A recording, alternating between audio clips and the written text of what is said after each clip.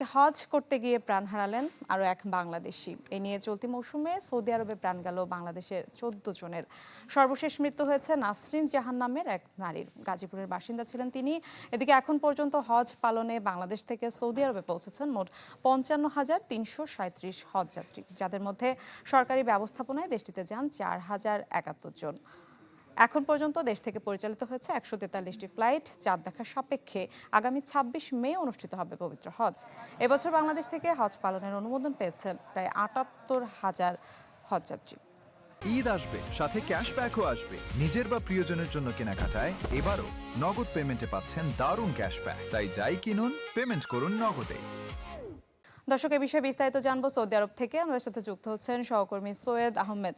সৈয়দ, ৫৫,০০০-এর বেশি হজযাত্রী এরই মধ্যে পৌঁছে গেছেন। তাদের কি অবস্থায় আছেন, তাদের সার্বিক ব্যবস্থা জানাবেন। সেই সাথে নিরাপত্তা ব্যবস্থা সম্পর্কেও জানতে চাই হজের।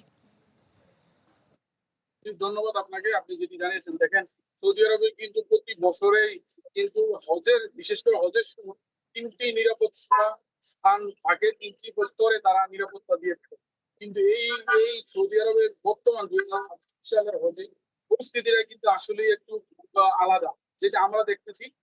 এর কারণটা হলো যে আপনি জানেন যে বহির্বিশ্বের যুদ্ধ এবং বিভিন্ন জিনিস ইয়ার কারণে সৌদি আরব কিন্তু এই বছর ৪টি স্তরে তারা নিরাপত্তা ইয়া করেছে। আমরা তো বিগত বছরগুলি নিয়ে তো দেখেছি, যেখানে যেহেতু আমি তো লম্বা একটি সময় প্রায় ২০ বছর হজ নিয়ে আমি কাজ করি বা দেখেছি, তারা কিন্তু বিভিন্ন সময় কিন্তু ফরেনাররাও কিন্তু ওখানে যেতে পারতো নুসুক দিয়ে বা কনসুলেটের বিভিন্ন দূতাবাসের কার্ড থাকতো, কার্ড দিয়ে। এই বছর কিন্তু টোটালি তারা এটা নিষিদ্ধ করে দিয়েছে এবং তাদের বলছে যে নুসুকের অনুমতি ছাড়া কাউকে দিচ্ছে না।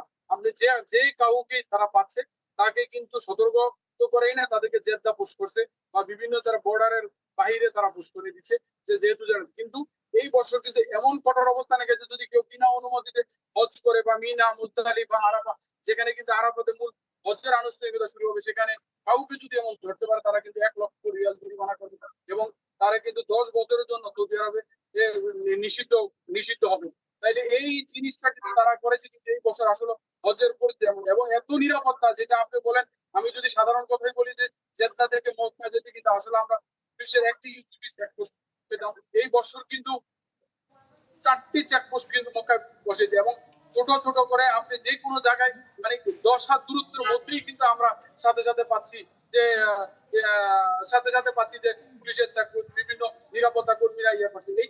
এটা কিন্তু আসলে নজিরবিহীন অবস্থান চলতেছে। পাশাপাশি আপনাকে জানিয়ে রাখি যে ৫৫,০০০ হাজি এসেছে, তাদের মধ্যে কিন্তু এখন পর্যন্ত প্রায় ২১ থেকে ২১,০০০-এর প্লাস তারা কিন্তু ডাক্তারি চিকিৎসা নিয়েছে বা অনেকেই কিন্তু আসছে। অনেকের কিন্তু সাধারণ সমস্যা হচ্ছে যে ঠান্ডা জনিত রোগ বা এখন যে তাপমাত্রা হচ্ছে যে প্রায় 31 টু 32, এই তাপমাত্রাটা হয়তো বাড়তে পারে। এই জন্য সৌদি কর্তৃপক্ষ এবং হজ মিশন হাজিদেরকে সতর্ক করে দিয়েছে যে তারা যেন বাইরে না। কিন্তু আসলে তো ওভারঅল যদি আমরা দেখি যে হাজিরা কিন্তু আসলে বাইরে হচ্ছে। এই কারণটাই ক্লিনিক খুলে নিতে কিন্তু বাংলাদেশে যে ক্লিনিকটা আছে, ক্লিনিকে কিন্তু রোগীর সংখ্যা বাড়ছে। তো এই জন্য আমি আপনার মাধ্যমে বলবো, যারা হজে আসছেন বা বাকি যারা আসবেন, সকলেই যেন এই একটি হজের ২৬ তারিখ পর্যন্ত তাদের কিন্তু ২৬ তারিখ কিন্তু লম্বা একটি সময় হজের কার্যক্রম চালাতে কিন্তু তাদের অনেক এনার্জির প্রয়োজন আছে। সেই এনার্জি তারা যদি এখনই দুর্বল হয়ে পড়ে, তাহলে কিন্তু বাকি কার্যগুলো জি করতে জি সৈয়দ আহমেদ, ধন্যবাদ আপনাকে। দর্শক, সৌদি আরব থেকে সহকর্মী সৈয়দ আহমেদ আমাদের সাথে যুক্ত হয়েছিলেন।